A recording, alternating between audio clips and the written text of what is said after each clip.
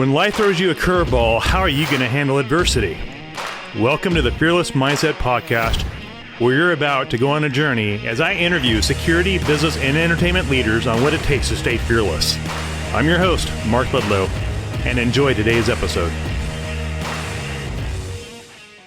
What they call a warm body with the pulse on post. They don't care.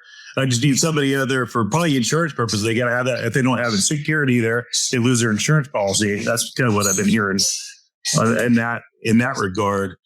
But yeah, it's a strange industry, but it's an industry where it's in our DNA, where I'm a protector naturally, Marine Corps vet, like Patrick is. So it's naturally in my DNA to protect people. It's just what I've done since I moved to California back in 2008.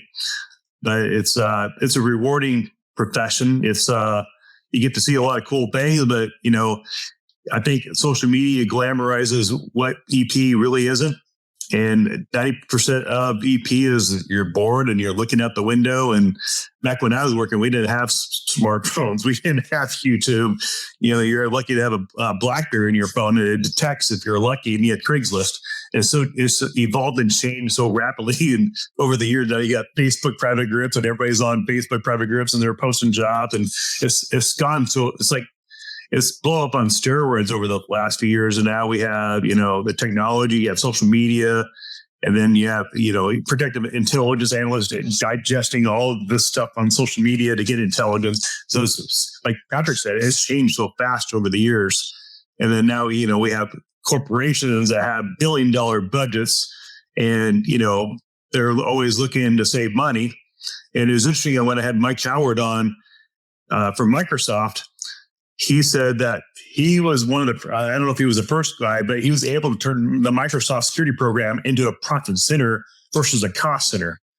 And how hard is that to do? Do you have any experience, exposure to people that have been able to turn a cost center of a security program into a profit center? I don't. He said he was able to do that. I don't know how complicated that would be.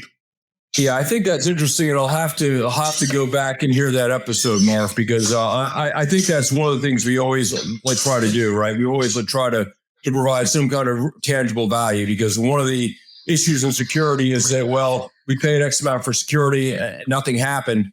Well, yeah, that's the idea. But right. But sometimes it can be hard to sell internally. Now, there are ways of earning profit as a department like that if there are things that you can charge to external parties. So, I'd like I said, be very interested, because I think that's a challenge that we all have. Not even necessarily turning to profits there, but being able to kind of make sure that there's a clear, tangible effect from some of the costs that's involved. And yeah, it's hard. I don't really have any kind of great takeaways. I mean, in my experience, at times I've seen it done, it's been really outside of kind of the protective services space. It's been other areas where there are security fees or surcharges are attached to certain things that somebody else pays, or charging it within your organization, which I understand happens in some organizations, where I'm going to provide services to a particular engineering within my organization. So we're sending a bill internally to engineering. But if that happens, it still ultimately is coming out of the company's pocket, right? It's just a matter of whose cost center it comes out of. So, yeah, like I said, I'll have to hear that, because I think that's one of the things that we all always kind of strive to be able to improve upon or do. Like you've been saying in our world, is justify the invoice. Why are you there? You better not just be, standing around doing nothing. You want to justify your existence on an executive protection program out there. But yeah, it's time to change. Are you seeing are you seeing things that are changing what you're for the next, let's say we're in fourth quarter now, we're going in the new year. And what are the predictors or indicators you're seeing that are making you guys adjust how you do business going on the new year? Well, I think I don't know so much about us personally, but I think industry-wide across a variety of different organizations, but the security functions across a variety of organizations, I think there's really a greater understanding, I think, of the global threat, right? I mean, we saw the pandemic. We saw the impact of the pandemic on operations generally. Now we're seeing a return to travel, which has been happening for some period of time, right? I mean, around about 2021, things started to kind of kick back up for travel, more so in 22, more so in 23. So I think, despite the advent of Zoom and Teams and some of these other things that perhaps can be employed in place of travel or in place of in-person meetings, I still think there is a return to travel, and increasingly into a world where there's a higher amount of concerns than there were maybe a few years ago, or at least a higher cognizance of concerns that have to be kind of managed. And as you probably know, I'm one of the co-founders and a current administrator for a group within ASIS that focuses on travel risk. And we just had a couple of in-person events. We had one down in San Diego in early October, and we had one in New York City about 2 weeks ago. And you can see there's an increased interest with everything that's going on in the world. And as we talked about before with the example of civil unrest, I mean, these things are not necessarily isolated to the particular area where things are going on, right? So you can have a conflict or serious crisis happening somewhere, but there still are going to be oftentimes implications or other types of impacts other areas of the world. And I think really starting with the Arab Spring, at least the Arab Spring is the thing that stands out to me back in 2011. We saw how the proliferation, it's a tough one to say, the proliferation of social media, which, I mean, compared to now was within its antiquity, right? But the ability of people to exchange information quickly, we saw how quickly those type of movements could spread. And that's only intensified now. And once you start looking too at bad actors who are intentionally putting information out, which is incorrect, right? We saw that in the elections in 2016. And there are foreign nation states that are intentionally or trying to screw their society by having information out that's incorrect in order to kind of fire people up and fuel them up. So I think one of the things is a greater globalization of the threat, so that you can have things that can pop up that seem like they wouldn't in that particular area of the world, maybe that are tied to something happening thousands of miles away. That can still potentially impact you, even if it's more of an incidental risk than a targeted risk. And then the other part being the fact that things can change very quickly, which upsets I wouldn't say it upsets it, but it certainly influences the idea of tripwires. Because I think we've all historically worked off systems of tripwires and trigger points and looking for certain indicators in an environment and geopolitics where things are going to change. And it's still in place. I'm not saying it's not, but I think looking at the Arab Spring and events ever since the Arab Spring, we have to understand that these things can evolve very quickly. And it can go from being comparatively placid or calm to being a serious issue and a crisis in a very short period of time. So I think as we do our assessments and our planning, we have to account for that. If we're looking at moving people to a certain area, either because we're setting up operations or we have travelers there, we need to be thinking about what is the impact here of things end up going south, and how soon can we either get these people sheltering in place or evacuate them if that's the appropriate response, or what have you. Yeah, that's great advice for security programs and the CSOs out there running security operations and budgets, just to be cognitive of that. And I recently saw the news that the FBI just raised the threat level here in the States on domestic terrorism or something like that. Did you happen to see that? I didn't actually, but I saw some overseas that were increased that I was a little surprised at a couple of them that have been increased by foreign governments. And I think it's all indicative of the kind of thing we're talking about. I think it all is showing the fact that there is a real carryover of these things. And one of the intel providers we get a lot of insight into extremist comms, and a lot of the things you can see there's an intentional effort made to take events that are happening in a certain place in the world and apply them somewhere else. So, look at this happening over here. We need to be prepared for this here, or we need to create a similar action here. So again, I think there's a more globalized concern where you can no longer say that this issue is only affecting a certain place, right? And the greater amount of exposure that a particular issue or crisis or confrontation has, the greater the chances are that you're going to see that have some kind of impact or second order effect in other parts of the world. Now, I talked earlier about some of the things that aren't making media. It's a little bit more isolated. So if you have something that's happening in a more obscure area, it may not have that secondary effect. But when things are getting covered on CNN or Fox News or whomever, 24/7, it's driving a narrative for a lot of people that is stimulating them to be out there and be active in some shape or form. Yeah, you're just consuming whatever's on your phone. You know, these phones, the devices we have in our hands, it's just 24/7. Like you said, it doesn't stop. And sometimes it's live and like, what the heck? You can see people doing live feed on whatever platform you're on. And so it stimulates whoever's watching that, and, you know, get a copycat sees that like, oh, maybe this is my time to shine. And they just go do a lone wolf type of situation on one of these college campuses. It seems like the college campuses out there are just kind of like little batches lighting up right now because of what's happening overseas. Well, I think part of it too, I think it's social media, and I'm not the authority on social media. You can find people who speak to it, to a greater degree than I can. But the majority of social media platforms build in an algorithm to show you what you want to see, right? So if you search for certain things in your browser history, things like that, it's going to populate in your social media. Or if you search for certain things on that platform, it's going to populate. So because of that algorithm, it creates an echo chamber, from what I understand anyway. So you're seeing a lot of things that are basically adding fuel to your existing worldview. So instead of being able to kind of see other perspectives and understand things in a more balanced or more nuanced way, you're getting fed a lot of what you probably already think or believe.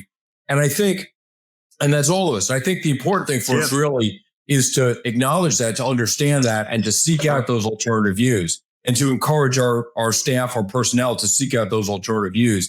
Because I think the critical thinking has kind of never been more important than it is right now.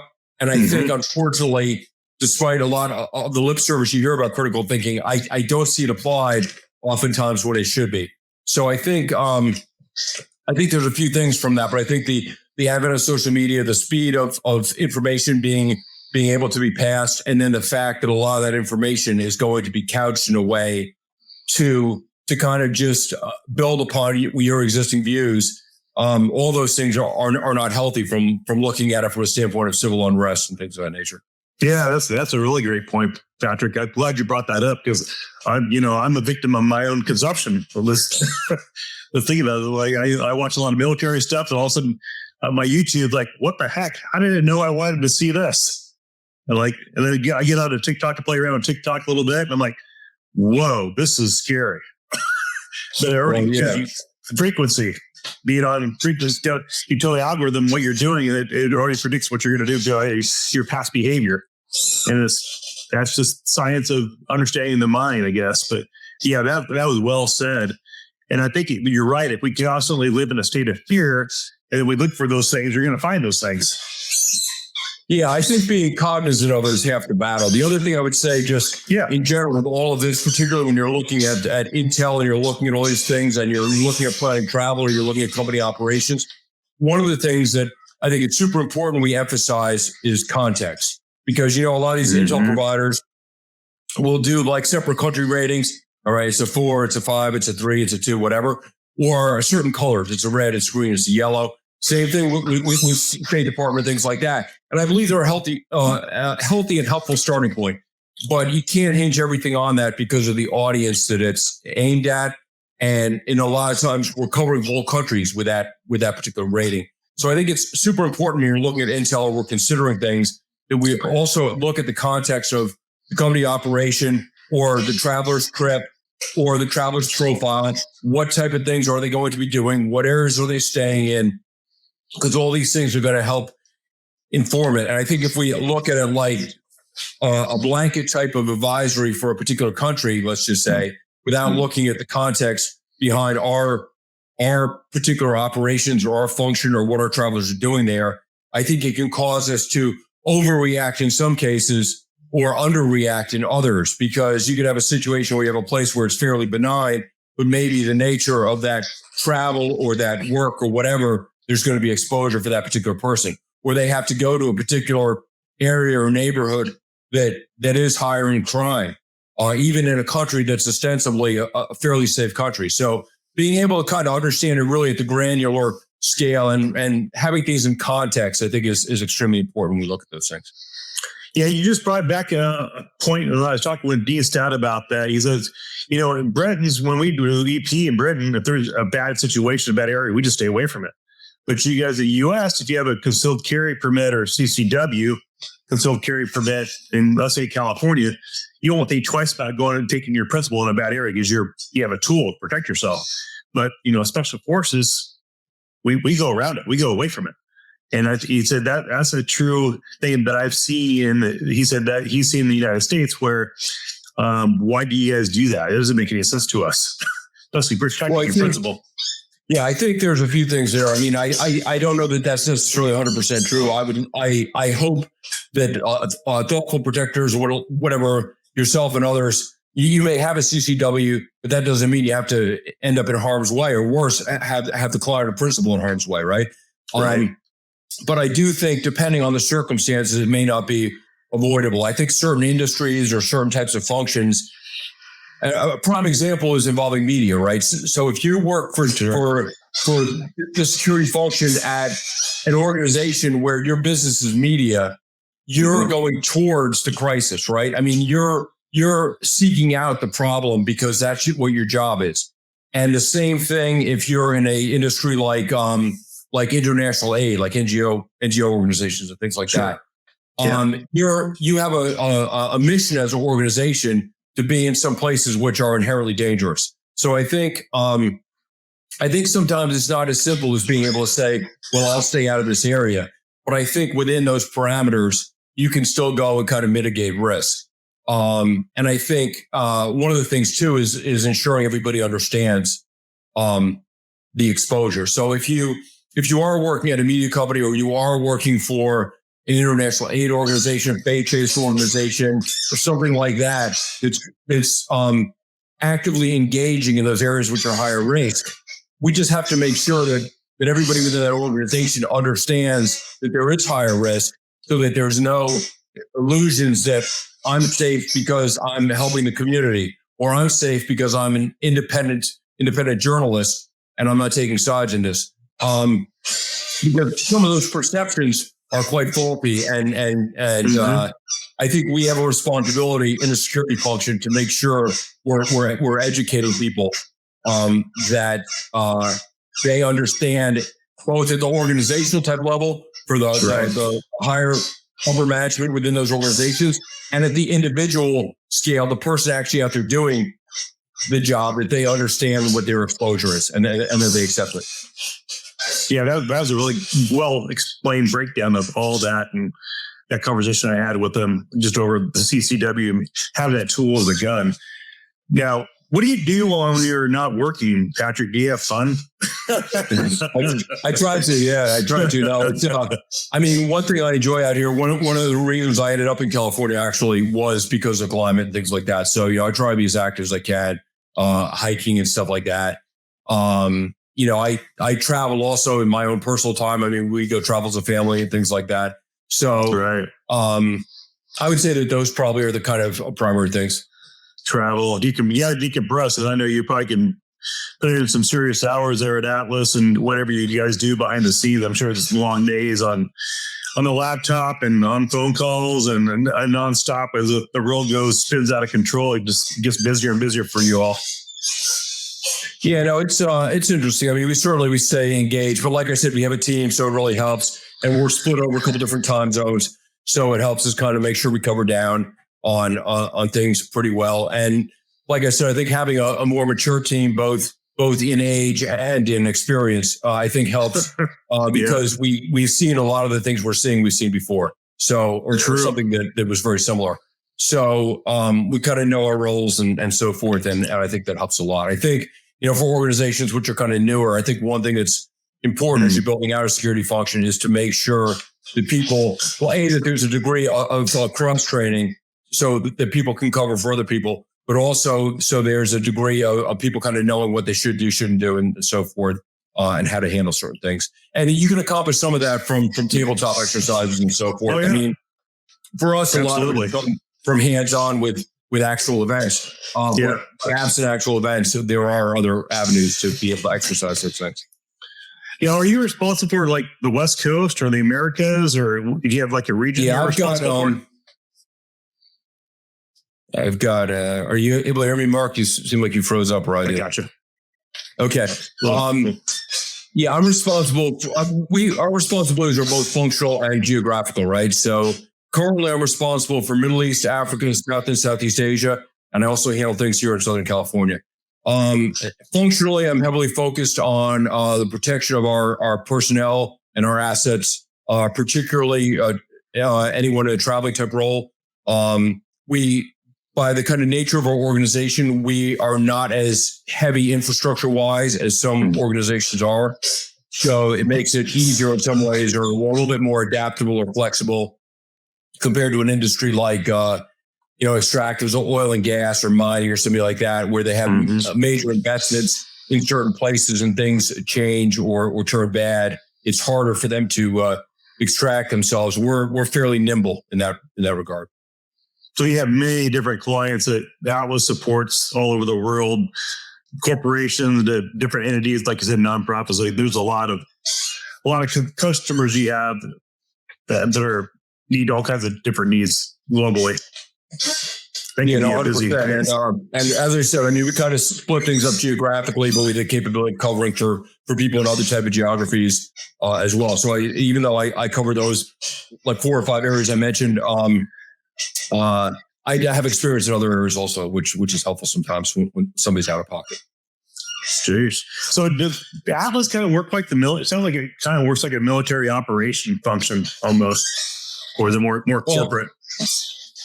I would say it's still probably more corporate, right? But I think, like I said, I think a lot of things within our organization, particularly security function, come from maturity standpoint. So it's a lot of having seen similar type things and kind of knowing the steps you need to take and so forth. Gotcha. Yeah, we had a good conversation on a lot of things on this show. And for those who are tuning in, this is Patrick Kane, and he's in sunny Southern California. You can probably see the sun come through his windows, and you got the tan going on. And former Marine vet himself, officer. And it's been a great conversation. And if you want to hear this podcast, check out YouTube under the Fearless Mindset Podcast, or my name, or you can go to the podcast platforms and gives a little 5-star rating, helps the analytics on the podcast. And last thing, Patrick, I'd like to ask if any parting words for the audience of advice, those folks in the industry, or they're trying to figure out what they want to do in the industry, or if this is for them, or people transitioning. Well, I think it's. I think if you're thinking if it's something you'd be interested in, I think it's a very exciting industry. I think it's very always changing and kind of dynamic, and there's always a lot of stuff that you can do. One thing we didn't even touch on that we don't have time for, but increasingly, I think there's a greater collaboration, not convergence, with the cyber side. So understanding things that are happening on the cyber side is becoming increasingly important. So I feel like this is an industry where there is almost really, you're not going to ever kind of know everything or end up being bored, right? There's always other things that are happening. And unfortunately, too, because of some of the crises that are happening in the world, there's always upcoming challenges. So, yeah, I think you're right, though. The cyber is definitely, I've seen more reports on cyber hits, like the casino over in Vegas was just hit with something. I heard it was like an internal thing that was done, cost billions of dollars or whatever it was, the losses. It was just crazy how you have physical security, then you have the cyber world, which is a totally different thing. Like now when I travel, after talking to Stephanie Drysdale over there, I'm like, I got to get on my VPN when I'm at a hotel when I'm doing baking. So I get my Norton VPN going on, or McAfee, and get my McAfee thing. Every time I never trust the open Wi-Fi because all the hackers are hanging out there and waiting to steal information. It's just, there's so many different security elements out there, so many different ways to rip your identity off. So that's true. That's a whole another hour of podcast, right? Exactly. And that's something. Are you pretty getting in more involved in that? The cyber, is that something that you're pretty interested in? I'm trying to educate myself on it. I mean, I know I'm not the most technological guy. I'm trying to educate myself on it as I can, and trying to look for areas where there's an overlap or something where there's space for collaborative effort. I've done a couple presentations at cyber-focused conferences where I've spoken on insider threat, because insider threat is something that really spans the whole spectrum, right? You can have insider threat on the physical side, insider threat involving intellectual property, insider threat involving cyber and IT systems, and insider threat that overlaps all those areas. So I think, it's an area that I think we increasingly have to educate ourselves on. I think it's something that you have to know how much that you can undertake. But I have a couple of colleagues, out there in other organizations who are kind of ahead of me in terms of understanding. And I think at least having an understanding of at the 40,000 foot level is going to be important for us in the coming years, if not already. Well, here's a question. I'm sitting at home now, and I'm plugged into my laptop, and I'm plugged into my router with a wire, USB-C cable, whatever that thing is, and it's plugged in my router, and it's a secure network too. So I'm pretty safe here. Would I need a VPN at home with my cable set up? What's your thoughts? I think you should, and it's probably Stephanie Drysdale, not me. I really would hesitate to offer anybody advice on anything with cyber in it. It'd be far outside of my capabilities. But like I said, I think for us to understand it, and on the EP side too, listen, it's becoming very hot here on the EP side. Sure. We could spend another hour on that probably at least. Easily. But it's something that increasingly, if you're working in the EP space, you need to be thinking about the cyber implications, not only cyber implications, but areas where you may have vulnerabilities on the cyber side that could turn physical or vice versa. Yeah, well said. Good cover, by the way. Yeah, Stephanie is she's a wisdom, has a lot of wisdom in this space, and I'm just kind of tipping my toes in that arena. Well, with that said, folks, thanks for tuning in to the podcast, and I want to thank Patrick for his time for slating an hour on the middle of October 31st on Halloween Day to join us for the first time, and it's been a while, but I can't keep up with him. He's like Mr. Globetrotter over there. And so with that said, thanks for coming on the show, Patrick, and thanks for tuning in. And again, folks, please subscribe to us on the YouTube channel. Please like, subscribe, and make a comment. And then on all the social media platforms, my team will be uploading